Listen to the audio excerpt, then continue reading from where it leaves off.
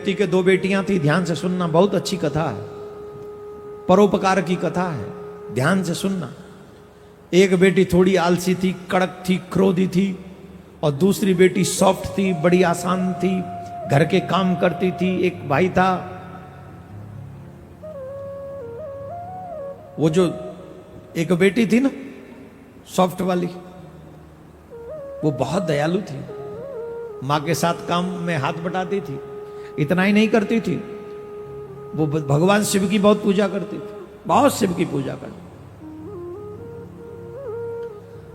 दोनों बेटियां विवाह के योग्य हुई। उनकी पत्नी ने, मतलब उनकी बेटियों की मां ने अपने पति से कहा कि दोनों बेटी विवाह के योग्य हो गई हैं, एक काम करो, इनका विवाह कर दो। बोले हाँ करना चाहिए दोनों, क्योंकि विवाह के योग्य, पर इनको कैसा कैसा वर चाहिए। बोले सुनो,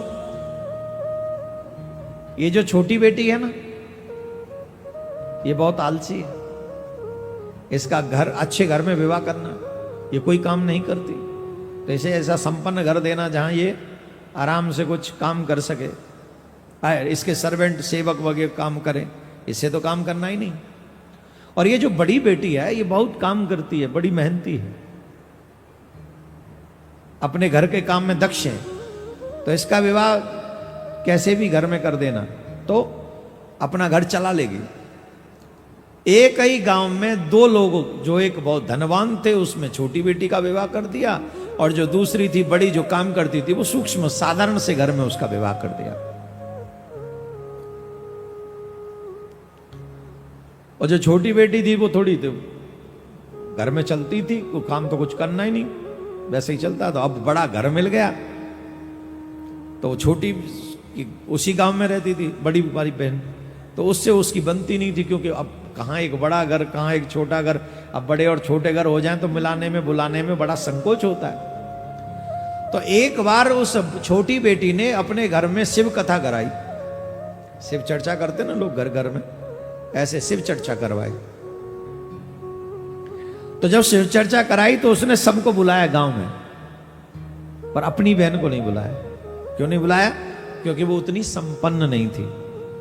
तो जब गांव की देवियां जा रही थी शिव चर्चा में, तो उन्होंने पूछा तुम नहीं चल रही हो? बोले कहां? कि तुम्हारी बहन के यहां पर शिव चर्चा है। अच्छा मेरी बहन के यहां शिव चर्चा? बोले हाँ, पर मुझे बुलाया नहीं, मैं बिना बुलाए कैसे जाऊं? अरे कोई भोजन थोड़ी है, भंडारा थोड़ी है, किसी की शादी थोड़ी है, भगवान की कथा है, भगवान की कथा में तो बिना बुलाए भी चलना चाहिए। याद रखें, यहां पर कितने लोग ऐसे होंगे जिन्हें बुलाया नहीं गया, जिन्हें कार्ड नहीं दिए गए, वो बिना बुलाए आए हैं, और सच्चे श्रोता वो ही हैं। और कैसे ऐसे लोग हैं जिन्हें कार्ड भी दिया गया वो फिर भी नहीं आए, ऐसे भी बहुत लोग होंगे। और हम तो कहते हैं समिति के लोगों से ज्यादा पैसा खर्च मत किया करो प्रचार प्रचार कार्ड बांटने में। जिनको कार्ड देते वो आते ही नहीं है। अच्छा ये भी धर्म का अपमान है कि आपके यहां कहीं से निमंत्रण आया और आप नहीं गए, आपने जानबूझ के अपने धर्म का अपमान किया, और घर में बैठे हैं, फालतू बैठे हैं, फिर भी नहीं गए, और अपनी शान समझ रहे कि हम बड़े आदमी हैं। बड़े नहीं रह गए साहब, क्या होंगे आप अपने बड़े? भगवान आपको बनाए रखे। भगवान की कथा जब हो रही हो तो बिना बुलाए भी जाना चाहिए। कोई बुलाता है तो फिर तो 100 काम छोड़ के जाना चाहिए। अगर हमारे शहर में कथा हो रही हो तो बिना बुलाए जाओ, बुलाए तो 1000 काम छोड़ो और जाओ कथा में, तुम्हारे कल्याण का रास्ता तो है।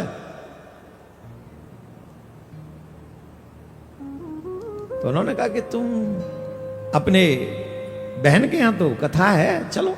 चल गई, बड़ी बहन चल गई, साथ चली गई। अब जब गई बड़ी बहन तो वो छोटी के नाक वो सुकड़ गए। अरे ये तो बुलाई नहीं थी, जी कैसे चली आई हमारे यहां, ऐसे कैसे चली आवेगी? अब कैसे भगाए, कैसे? सबके सामने इमेज भी मेंटेन रखनी है, रखनी कि नहीं? कई बार अनवांटेड पीपल जब आ जाते हैं तो उन्हें देख के मन तो नहीं करता कि कुछ, जब वो उनको देखा भी जाए, या आ क्यों गए, रहे क्यों, पर सबके सामने कह भी नहीं सकते ना, इमेज भी मेंटेन करनी पड़ती है।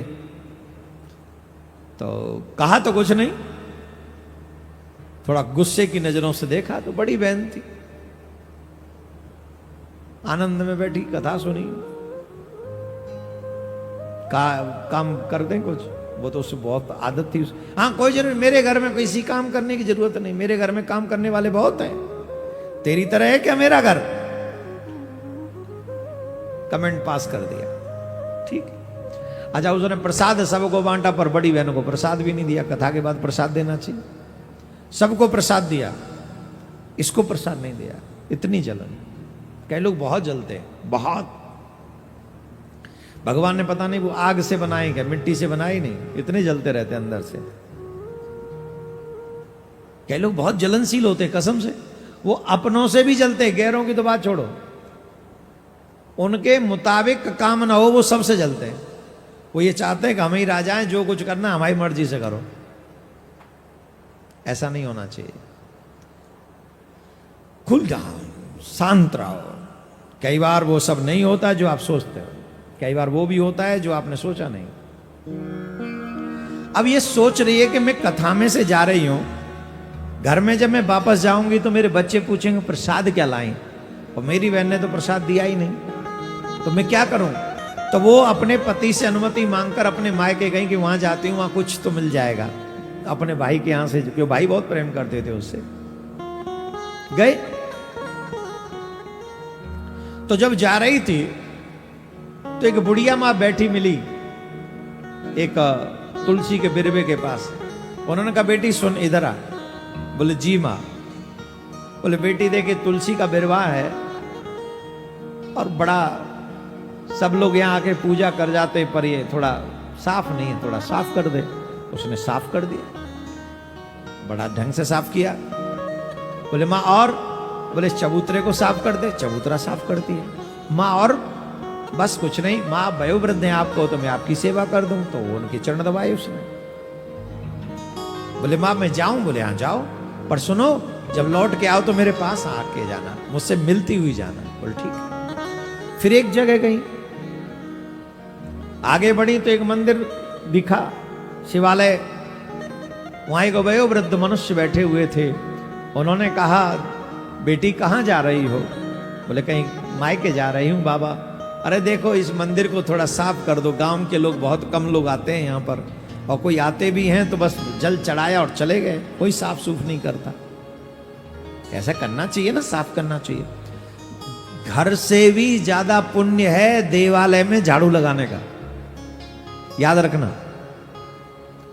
तुम जो घर को झाड़ू लगाते हो, बुहारू लगाते हो, साफ करते हो, उससे लाख गुना ज्यादा फल है किसी भी देवालय में बुहारू लगाना और उसे साफ रखने का, लाख गुना। अपने घर को प्रकाशित करना और देवालय को प्रकाशित करना करोड़ों गुना फल है। आज का मनुष्य लाइट की चकाचौंध में सब भूलता जा रहा है, सत्कर्म हो ही नहीं रहे। पहले लोग घर में दीपक जलाते थे और एक मंदिर में, गांव के मंदिर में दीपक जला के आते थे शाम को, एवरीडे। अब तो लाइट ऑन, सब कुछ gone, only light on, everything is gone. देवालय में दीप नहीं जलते अब लोगों के हाथों से। पता नहीं कौन सी दिशा में उड़ गया मनुष्य, अपने ही सत्कर्मों को आग लगा बैठा है मनुष्य। तो बाबा ने कहा बेटी ये मंदिर थोड़ा साफ कर दो। तो मंदिर साफ किया, ढंग से साफ किया उसने। बेटी मैं बड़ा प्रसन्न हुआ, तूने एक बुजुर्ग की बात को इतना मान दिया, प्रसन्न रहे।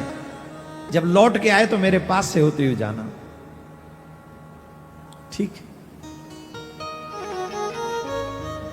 एक और जब वो जा रही थी तो नदी पड़ी, नदी के तट पे एक देवी बैठी हुई थी। उन्होंने कहा इतने लोग आते हैं, स्नान करते हैं, पूरे किनारे को गंदा कर जाते हैं, कोई साफ नहीं करता। बेटी तू जवान है, थोड़ी सी मेहनत कर दे। तो उसने वो साफ कर दिया। लौटते आए तो मुझसे मिलते हुए जाना।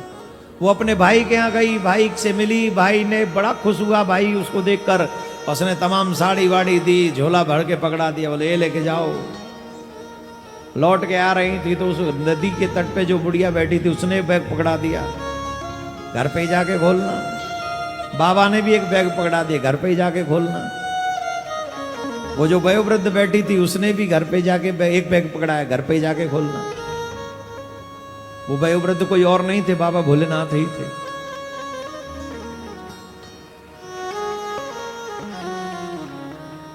वो जो तुलसी के आगे बैठी कोई और नहीं थी, साक्षात तुलसी माँ थी। और गंगा के तट पर मिली हुई देवी कोई और नहीं, साक्षात गंगा माँ थी। और तीनों ने ऐसे भर भर के बैग दिए, किसी में खाद्य पदार्थ इतने थे जो कभी समाप्त न हो। एक बैग में शंकर भगवान ने ऐसा बैग दिया, उसमें इतना रत्न था, इतना धन था कि जितना चाहे खर्च कर लो कभी खत्म होने वाला नहीं, ऐसा बैग दे दिया बाबा भोले बाबा ने। तुलसी मां ने भी खूब सुहाग की सामग्रियां भेजी उसके, कितनी भी धारण करो कभी समाप्त नहीं होगी।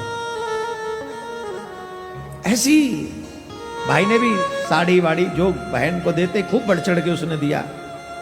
अच्छा, वो एक ही यात्रा में वो इतनी धनवान हो गई, उसको लगा ये तो मैंने शिव कथा सुनी है, ये उसका प्रभाव है और इसका प्रभाव है तो मुझे शिव कथा सुननी चाहिए। एक बात ध्यान से सुनो, जितने लोग यहां पर बैठे हो, तुम भाग्यवान हो जो हर दिन आए हो, घर छोड़ कर आए हो। तुम्हें बाबा क्या नहीं दे सकते, तुम सोच नहीं सकते बाबा तुम्हें इतना दे सकते। और कार्यकर्ता लोग रेडी रहो, तुम लोग, तुम्हारा भाग्य बदलने वाला है। जिन लोगों ने यहां बुहारू लगाई है, जिन लोगों ने यहां झाड़ू लगाई है, जिन लोगों ने जल साफ किया है, जिन लोगों ने मंच साफ किया है, जिन लोगों ने बाबा को सर पे विदा किया है, याद रखना तुम्हारा भाग्य बदलने वाला है। विश्वास से करना, कहीं ऐसा ना हो कि सिर्फ कार्ड के चक्कर में किया हो तो कुछ नहीं मिलेगा। अब भाई सुन लो, जो दिखाने के लिए करते हो उनका क्या होगा, अभी आगे बाकी है। ये तो जो श्रद्धा से करते हैं उनको ये सब मिल गया। नाटक खोरों को अभी क्या होता है, सुनो ध्यान से। अब क्या किया, उस बड़ी बहन ने भी सोचा कि शिव कथा से सब संभव हुआ है, तो मुझे शिव कथा करानी चाहिए। तो उस देवी ने अपने घर में शिव कथा रखी और सबको निमंत्रण दिया, पूरे गांव को निमंत्रण दिया, भंडारा किया, अपनी बहन को भी निमंत्रण दिया। यहां पर एक बात सिद्ध होती है, कौन सी? जो तो को कांटे वो बाकू वो तू फूल।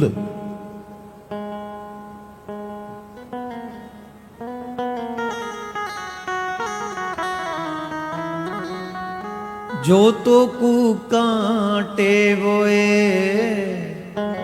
बाकू वो तू फूल।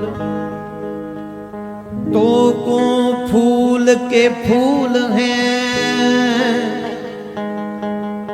वाकू हैं त्रिशूल।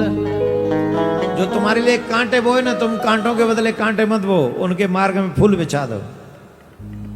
तुम्हारे फूल के फूल ही रहने वाले हैं और उसके कांटे प्रोग्रेस करेंगे, वो त्रिशूल बनेंगे उसके लिए। और सुनिए, ये वाक्य मेरे नहीं है, बदल नहीं सकता इस रूल को कोई। जिसने किसी के जीवन में कांटे छोड़े हैं ना, कांटे मिलेंगे रिटर्न, त्रिशूल मिलेंगे रिटर्न, पक्का त्रिशूल मिलेंगे। राधे राधे बोलना पड़ेगा, ऐसे नहीं जोर से बोलना पड़ेगा। उसने खूब भंडारा किया, अपनी बहन को भी बुलाया।